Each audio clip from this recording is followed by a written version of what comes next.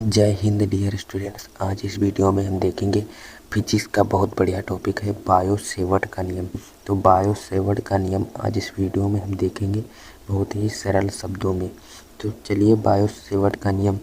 तो जो फ्रांस के वैज्ञानिक थे बायो तथा सेवर्ट, सन 1820 ईस्वी में किसी धारावाही चालक, जो चालक का मतलब होता है तार, तो धारावाही चालक के कारण उत्पन्न चुंबकीय क्षेत्र के मान को ज्ञात करने के लिए जो नियम दिया, उसी को नियम जो है बायो सेवर्ट का नियम आज हम पढ़ रहे हैं।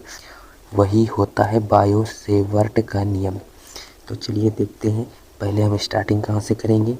तो पहले स्टार्टिंग करेंगे हम माना एक धारावाही चालक यानी एक्स वाई एक धारावाही चालक है। ये क्या है? धारावाही चालक है। ये धारावाही चालक है। चालक का मतलब तार। फिजिक्स की बड़ी ऊटपटांग भाषा होती है। तो ये धारावाही चालक है। इसमें धारा आई बह रही है। धारा आई बह रही है। मान लेते हैं, माना तार के एक छोटे भाग डीएल, यानी इसको डेल्टा एल भी लिख सकते हैं और डीएल भी लिख सकते हैं। तो डीएल से आर दूरी पर बिंदु पी है और यहीं पर हमें चुंबकीय क्षेत्र की तीव्रता ज्ञात करनी है। तो यहीं पर हमें चुंबकीय क्षेत्र की तीव्रता ज्ञात करनी है। जो इसमें माना है, माना इसमें जो अल्पांश लंबाई ये जो छोटी है, ये तो अल्पांश लंबाई, अल्पांश आप लोग सुनते होंगे। जो पंडित लोग होते हैं तो किसी किसी को बताते हैं कि इसकी अल्प आयु में ही मृत्यु हो जाएगी, तो उसी को क्या कहते हैं? बहुत छोटी आयु। तो इसी जो क्या है? अल्प आयु। तो ये अल्पांश लंबाई है, बहुत छोटी है। तो अल्पांश लंबाई तथा डेल्टा बी के बीच जो बना कोण है थीटा है। तो इन दोनों के जो बना बीच कोण है ये थीटा है। और यहाँ पर क्या लिखेंगे? डी एल के कारण आर दूरी पर जो बिंदु P है, जो चुंबकीय क्षेत्र यानी कि डेल्टा बी, निम्न बातों पर निर्भर करता है। तो कौन कौन सी बातों पर निर्भर करता है? बातों पर निर्भर करता है। तो पहली बात है यह क्या मतलब? जो डेल्टा बी है, डेल्टा बी तार में प्रवाहित धारा के समानुपाती होता है। समानुपाती होता है। तो समानुपाती होता है। तो ये क्या होगा? ये होगा डेल्टा बी डायरेक्टली प्रोपोर्शनल। ये जो होता है निशान, ये समानुपाती, इंग्लिश में डायरेक्टली प्रोपोर्शनल धारा की। तो जो धारा होगी वो समानुपाती हो गई। ये इक्वेशन नंबर हो गई फर्स्ट। अब इसमें अब सेकंड पॉइंट क्या है? तो सेकंड पॉइंट है यह अल्पांश लंबाई है, जो इसके बीच बना कोण जो है ज्या का मतलब होता है साइन थीटा। तो यह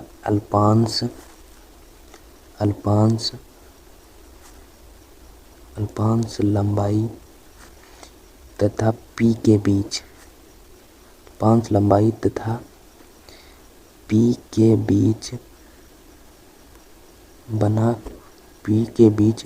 कोण जो है थीटा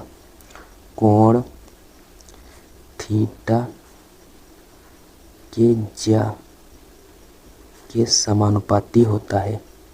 ये भी समानुपाती होता है।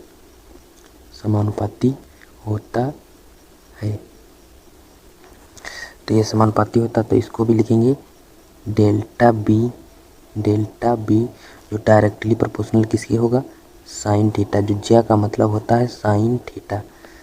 कहीं कहीं पर जो होता है कि जो इंग्लिश शब्द होता है वो आसान लगता है, और लेकिन जो हिंदी शब्द है वो बहुत ही कठिन लगता है। आप लोगों को जो ज्या नहीं समझ में आ रहा होगा, लेकिन ये साइन थीटा आपको जो जरूर समझ में आ रहा होगा। जो साइन थीटा है इसको हम पहले 10th में पढ़ भी चुके हैं। तो ये किसके डायरेक्टली प्रोपोर्शनल होता है? साइन थीटा के। तो ये इक्वेशन नंबर हो गई सेकंड। ये इक्वेशन नंबर हो गई सेकंड। अब देखते हैं थर्ड पॉइंट क्या होगा? यह तार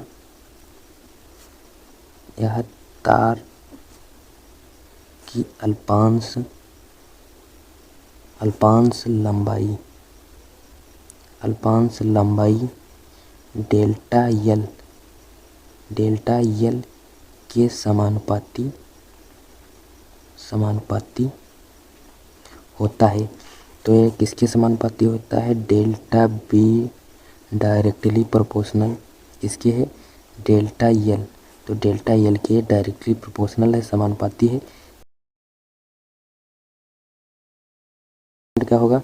तो चौथा पॉइंट होगा, यह अल्पांश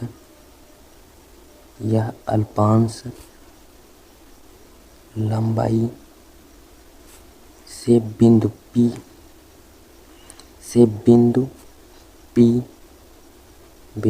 P के बीच की दूरी, यानी कि जो इनके बीच की दूरी होगी वो दूरी के वर्ग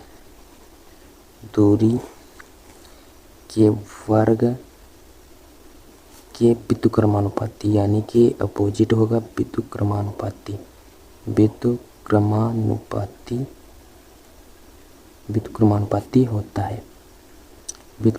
होता है। तो इसमें हो जाएगा डेल्टा बी इनडायरेक्टली प्रोपोर्शनल किसके है?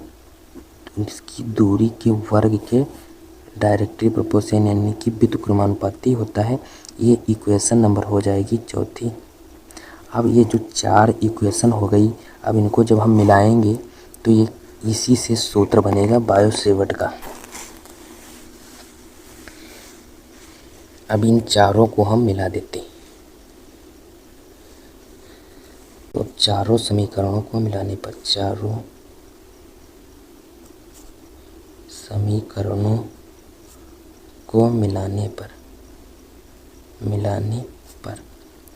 तो ये होगा डेल्टा बी हो जाएगा आई डेल्टा यल साइन थीटा अपान ए होता है आर का स्क्वायर। ये हो जाएगा आर का स्क्वायर। ये समानुपाती, यानी ये जब निशान हटाएंगे तो इसकी जगह पर एक कांस्टेंट वैल्यू आएगी, तो वो होगी। अब इसको थोड़ा हम ऊपर कर देते हैं। ऊपर का काम खत्म हो गया, तो यहाँ पर इसको करेंगे तो ये हो जाएगा डेल्टा बी। जब बराबर करेंगे तो डेल्टा बी बराबर हो जाएगा म्यू नॉट अपान 4 पाई। ये हो जाएगा into I delta l sine theta upon r square. ये इतना हो जाएगा। अब यहाँ पर जो पूछ लेता है कि एग्जाम में कि म्यू नॉट क्या है, तो बराबर, तो जो म्यू नॉट बराबर होता है निर्वात की चुंबकशीलता, निर्वात की